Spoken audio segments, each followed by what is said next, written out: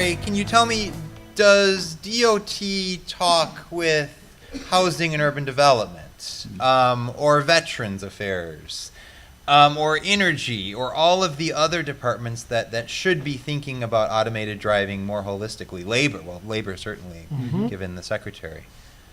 You want to start? Well, sure. I mean, certainly we talk with, we have active conversations going on right now with the Department of Agriculture. And you say, why?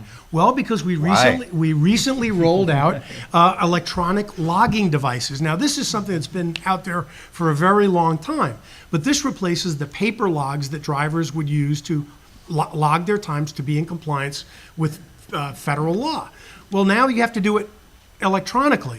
Now, this is a bit of an upheaval, and one of the areas of industry that has never had to do anything like that really was, or it's certainly a ground shift for them, is the ag industry.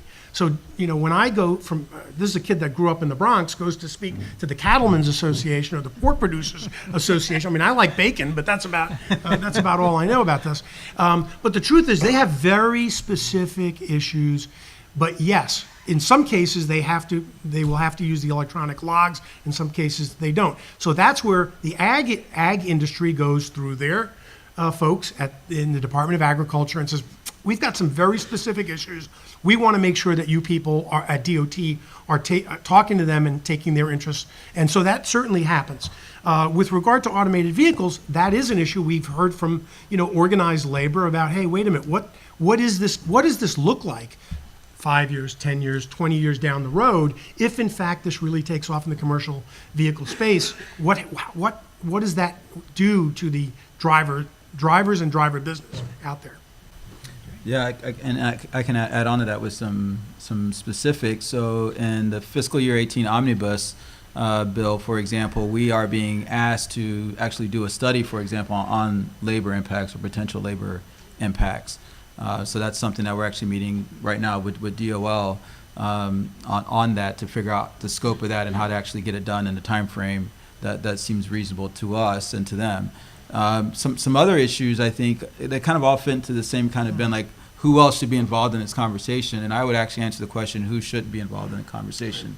I think we're finding out, whether through our listening sessions that we've had on our own or ones that we've had as kind of multimodal DOT-wide, there are a lot of different stakeholders involved in this. One group that doesn't get a lot of attention is the disability groups, for example.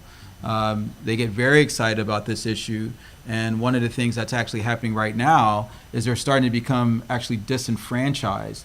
And so you might ask me why. Well, one of the things they're seeing is a whole bunch of people testing what look like normal passenger vehicles out there and talking about taking controls out of bolts, let's say, or whatever. And that community knows that those vehicles aren't designed for them, would require very expensive retrofits if they were to try to get in one. And so all this promise of increased mobility doesn't seem to be coming their way. And I think they're starting to ask very hard questions of the OEMs, for example. And so whether it's them, whether it's issues associated with urban planners and when can we get rid of the parking lot question and all these kind of things, yes, all those different people have a voice.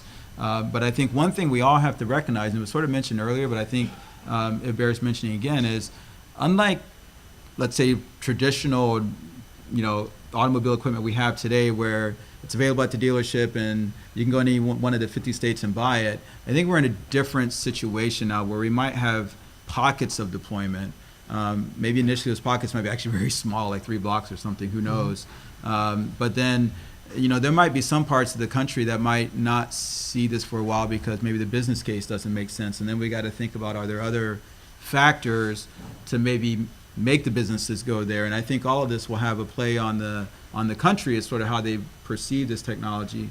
But I think there'll be all sorts of questions around, well, why is this in my community, not there? And if it's in my community, what does this really mean? And you already hear some of this now. The headlines read something to the effect of, American public being used as guinea pigs because Bernard allowed it, and I think and in fairness, just the California public. Just the California public, right? But I think it's symbolic of kind of the greater conversation we need to have with the American public about this technology and what it does, what it doesn't do, and work with everyone that wants to have a voice in this conversation so that people aren't feeling alienated. In fact, Bernard, the DMV restricted rather than facilitated in a lot of ways. You regulated. Well, I wouldn't say restricted. There was a law that got passed in California that put the onus on the DMV to develop regulations to allow autonomous vehicles on the roadways.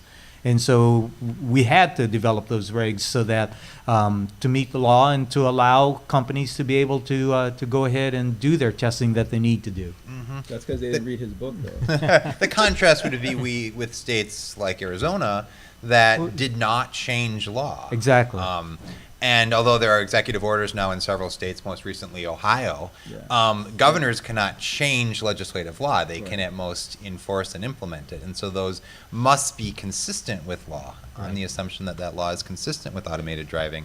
Can I just Of course. And of course. Bernard, did it start off being assigned to motor vehicles? As I recall, didn't it start off at being assigned to another department, and then because it's one of those things like who is going to get responsibility for this eventually? Right, Ray, you're right. It's, as the bill was being drafted, there was some question about which department was going to be responsible. And in its final form, the one that Governor Brown signed, it was with the Department of Motor Vehicles. And this is going to happen every state. Yeah. Although there's sort of a default response of just give it to the DMV, and you have DMVs that are sitting there saying, we don't have the resources or the expertise to facilitate this entire broad conversation in the state, particularly at a time, and I agree, Nat, when we're overdue for a mass disillusionment. It comes with clockwork with most technologies. Yeah. People saying, you have not lived up to the hype.